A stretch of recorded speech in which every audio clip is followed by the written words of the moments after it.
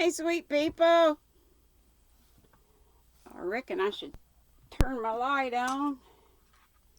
I'm so excited. I'm so excited, and I just can't hide it. I look like a bunny rabbit, but I love it. Keeps my ears warm and my hair back out of my face. You know, my sis T, Teresa Patton, made this. Got a black one, this one, and a brown one right over there. I'm going to my daughter's brand new house. What? Today. In a little while, or after lunch sometime, I'm going to do my live from there. What? So I'll be taking you on a tour. Yeah. Hope y'all can make it. I'm going to have to make an announcement video so everybody will know. Then watch something happen to the internet where I can't do it. We'll hope not. Pray not. Okay, let's read chapter 44, Pride and Prejudice, P&P.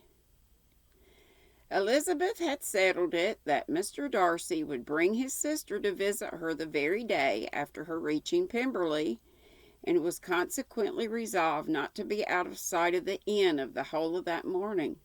But her conclusion was false, for on the very morning after their arrival at Lambton, love the name of that place, Lambton, these visitors came. They had been walking about the place with some of their new friends and were just returning to the inn to dress themselves for dining with the same family, and the sound of the carriage drew them to a window, and they saw a gentleman and a lady in a curricle. Let's see what that is. Must be some kind of coach or something. Oh, get off of there. I want to go up here, not there. This would be great if it would go where you wanted it to. Stop. Stop. Oh, Lordy, now it's gone. I just want to look up a word. Just want to look up a word. Sorry, y'all. It would be a great feature if it didn't do this. Hop around, and it took me plumb off of the book. I couldn't get it to go right on the word I wanted it to go to. I'm so sorry, y'all. Maybe we'll just act like we know what it is and keep going on, but it's got to be some kind of vehicle. I want to find out what it is. Carriage drew them to the window, still with the curricle. Let me go right there and see if I can find it. No, it's still going to the wrong place. Come on and go where I want you to.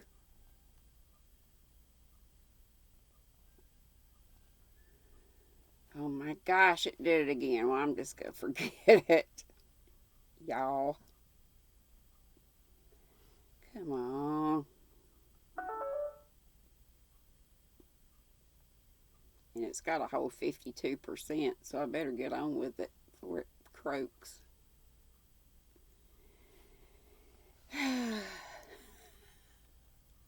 I'll look it up, hopefully, for next time. Y'all know I won't forget it. Y'all could look it up. Curricle, I think it is. Still looking at a blank screen. Come on, come on.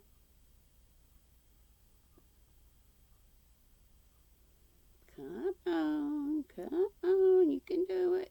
You can do it. Brother. Alright, I'm back. Let's not worry about that. Okay, they were just returning, and the sound of the carriage drew them to the window. So it says carriage. Saw a gentleman and a lady in a curricle driving up the street. Elizabeth, immediately recognizing the livery, so the animals, the horses, whatever, guessed what it meant, and imparted no small degree to her surprise to her relations By acquainting them with the honor which she expected, her uncle and aunt were all amazement, and the embarrassment of her manner as she spoke, joined to the circumstance itself and many of the circumstances of the preceding day, opened to them a new idea on the business. Nothing had ever suggested it before, but they felt that there was no other way of accounting for such attentions from such a quarter than by supposing a partiality for their niece. While these newly born notions were passing in their heads, the perturbation of Elizabeth's feelings was at every moment increasing. She was quite amazed at her own discomposure. But amongst other causes of disquiet, she dreaded lest the partiality of the brother should have said too much in her favor, and more than commonly anxious to please, she naturally suspected that every power of pleasing would fail her. She retreated from the window, fearful of being seen, and as she walked up and down the room, endeavoring to compose herself, saw such looks of inquiring surprise in her uncle and aunt as made everything worse. Miss Darcy and her brother appeared, and this formidable introduction took place. With astonishment did Elizabeth see that her new acquaintance was at least as much embarrassed as herself. Since her being at Lambton, she had heard that Miss Darcy was exceedingly proud, but the observation of a very few minutes convinced her that she was only exceedingly shy. She found it difficult to obtain even a word from her beyond a monosyllable. Miss Darcy was tall and on a larger scale than Elizabeth, and though little more than 16, her figure was formed, and her appearance womanly and graceful. She was less handsome than her brother, but there was sense and good humor in her face, and her manners were perfectly unassuming and gentle. Elizabeth, who had expected to find in her as acute and unembarrassed an observer as ever Mr. Darcy had seen, was much relieved by discerning such different feelings. They had not long been together before Mr. Darcy told her that Bingley was also coming to wait on her, and she had barely time to express her satisfaction and prepare for such a visitor, when Bingley's quick step was heard on the stairs, and in a moment he entered the room. All Elizabeth's anger against him had been long done away, but had she still felt any, it could hardly have stood its ground against the unaffected cordiality with which he expressed himself on seeing her again. He inquired in a friendly though general way after her family, and looked and spoke with the same good-humored ease that he had ever done. To Mr. and Mrs. Gardiner he was scarcely a less interesting personage than to herself. They had long wished to see him. The whole party before them, indeed, excited a lively attention. The suspicions which had just arisen of Mr. Darcy and their niece directed their observation towards each with an earnest though guarded inquiry, and they soon drew from those inquiries the full conviction that one of them at least knew what it was to love. Of the lady's sensation they remained a little in doubt, but that the gentleman was overflowing with admiration was evident enough. Elizabeth, on her side, had much to do. She wanted to ascertain the feelings of each of her visitors. She wanted to compose her own, and to make herself agreeable to all, and in the latter object, where she feared most to fail, she was most sure of success, for those to whom she endeavored to give pleasure were prepossessed in her favor. Bingley was ready, Georgiana was eager, and Darcy determined to be pleased. In seeing Bingley, her thoughts naturally flew to her sister, and oh, how ardently did she long to know whether any of his were directed in a like manner. Sometimes she could fancy that he talked less on former occasions, and once or twice pleased himself with the notion that, as he looked at her, he was trying to trace a resemblance. But though this might be imaginary, she could not be deceived as to his behavior to Miss Darcy, who had been set up as a rival to Jane. No look appeared on either side that spoke particular regard. Nothing occurred between them that could justify the hopes of his sister. On this point she was soon satisfied, and two or three little circumstances occurred ere they, ere they parted, which in her anxious interpretation denoted a recollection of Jane not untinctured by tenderness, and a wish of saying more than might lead to the mention of her had he dared. He observed to her at a moment when the others were talking together, and in a tone which had something of real regret, that it was a very long time since he had had the pleasure of seeing her, and before she could reply, he asked, "It is above 8 months. We have not met since the 26th of November, when we were all dancing together at Netherfield." Elizabeth was pleased to find his memory so exact, and he afterwards took occasion to ask her, when unattended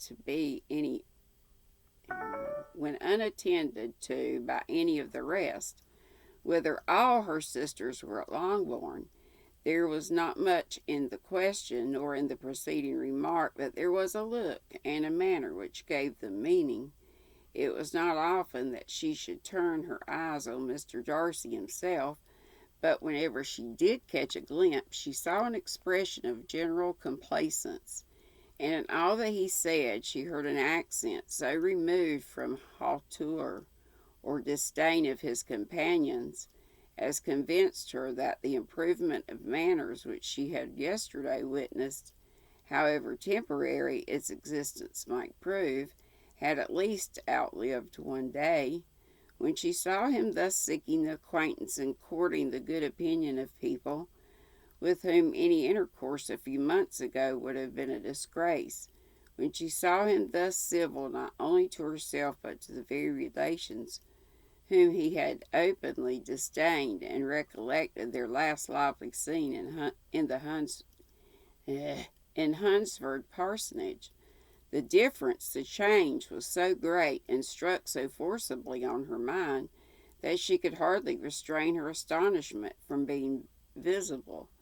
Neither, even in the company of his dear friends at Netherfield or his dignified relations at Rosings, had she seen him so desirous to please, so free from self-consequence or unbending reserve, as now, when no importance could result from the success of his endeavors, and when even the acquaintance of those to whom his attentions were addressed would draw down the ridicule and censure of the ladies both of Netherfield and Rosings. Their visitors stayed with them above half an hour, and when they arose to depart, Mr. Darcy called on his sister to join him in expressing their wish of seeing Mr. and Mrs. Gardner and Miss Bennet to dinner at Pemberley before they left the country. Miss Darcy, though with a deference which marked her little in the habit of giving invitations, readily obeyed. Mrs. Gardner looked at her niece, desirous of knowing how she, whom the invitation most concerned, felt disposed as to its acceptance, but Elizabeth had turned her head, presuming, however, that this studied avoidance spoke rather of momentary embarrassment than any dislike of the proposal, and seeing in her husband, who was fond of society, a perfect willingness to accept it, she ventured to engage for his attendance, and the day after the next was fixed on. Coffee time. Wet my whistle.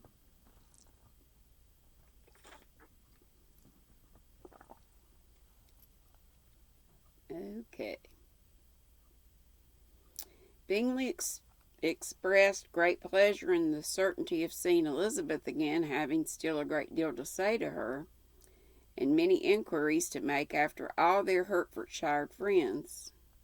Elizabeth, construing all this into a wish of hearing her speak of her sister,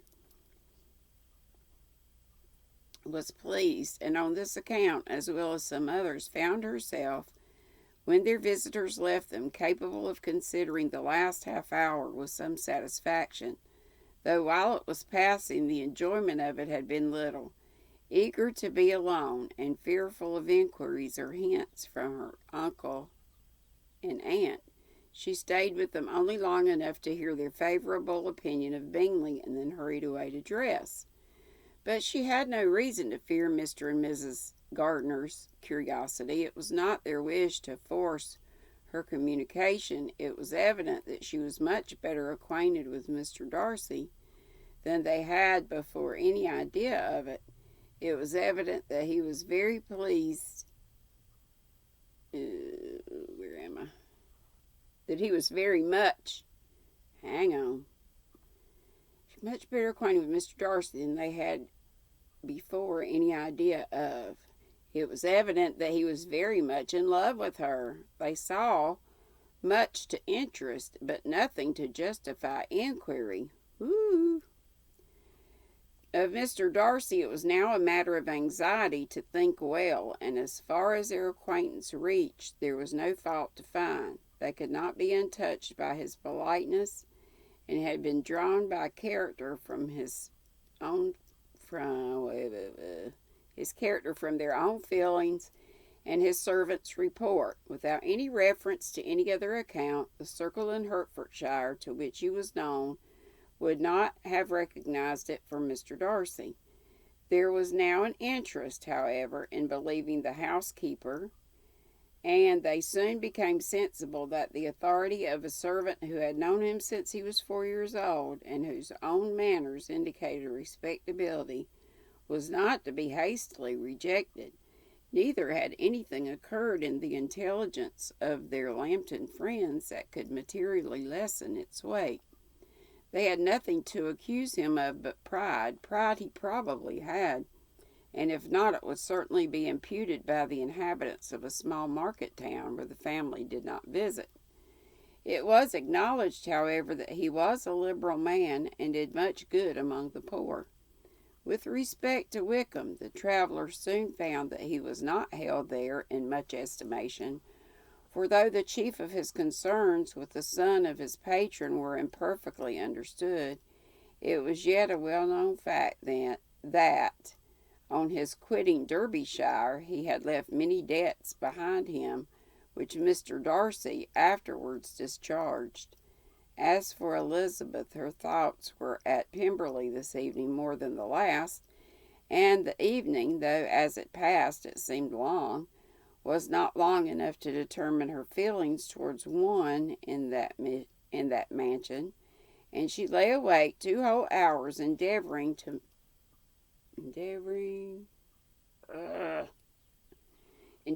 make them out. She certainly did not hate him. No, hatred had vanished long ago, and she had almost as long been ashamed of ever feeling a dislike against him that could be so called. The respect created by the conviction of his valuable qualities, though at first unwillingly admitted, had for some time ceased to be repugnant to her feeling, and it was now heightened into somewhat of a friendlier nature by the testimony so highly in his favor, and bringing forward his disposition in so amiable a light, which yesterday had produced. But above all, above respect and esteem, there was a motive within her of goodwill which could not be overlooked. It was gratitude. Not merely for having once loved her, but for loving her still well enough to forgive all the petulance and acrimony of her manner in rejecting him, and all the unjust accusations accompanying her rejection. He, who she had been persuaded would avoid her as his greatest enemy, seemed, on this accidental meeting, most eager to preserve the acquaintance, and without any indelicate display of regard or any peculiarity of manner, where their two selves only were concerned, was soliciting the good opinion of her friends, and bent on making her known to his sister. Such a change in a man of so much pride excited exciting not only astonishment, but gratitude, for to love, ardent love, it must be attributed, and as such its impression on her was of a sort to be encouraged, as by no means displeasing, though it could not be exactly defined. Woo-wee. She respected, she esteemed, she was grateful to him. She felt a real interest in his welfare, and she only wanted to know how far she wished that welfare to depend upon herself, and how far it would be for the happiness of both that she should employ the power, which her fancy told her she still possessed, of bringing on her the renewal of his addresses. It had been settled in the evening between the aunt and the niece that such a striking civility as Miss Darcy's, in coming to see them on the very day of the arrival at Pemberley, for she had reached it only to a late breakfast, ought to be imitated, though it could not be equaled by some exertion of politeness on their side, and consequently that it would be highly expedient to wait on her at Pemberley the following morning. They were, therefore, wait a minute, did I say the following morning? It would be highly expedient to wait on her at Pemberley the following morning. They were therefore to go. Elizabeth was pleased, though when she asked herself the reason, she had very little to say in reply. Mr. Gardner left them soon after breakfast. The fishing scheme had been renewed the day before, and a positive engagement made of his meeting some of the gentlemen at Pemberley before noon. Phew! Wordy, wordy, wordy, wordy, wordy. Big words. Not such big words, but just, I don't know. Anyway, we're done. That was chapter 44. So we'll be at chapter 45 tomorrow, Monday. And I hope you have a wonderful Sunday, and I hope I will see you, or your name, on the live today at 3, and I will be at my daughter's new house. Whoopee! So I'm going to get this uploaded, and then I'm going to do a little whatever, FYI or whatever, just to let folks know that to tune in, because that's where I'll be. Okay, thanks. Love you bunches. Be sweet. Don't be ugly. Bye-bye.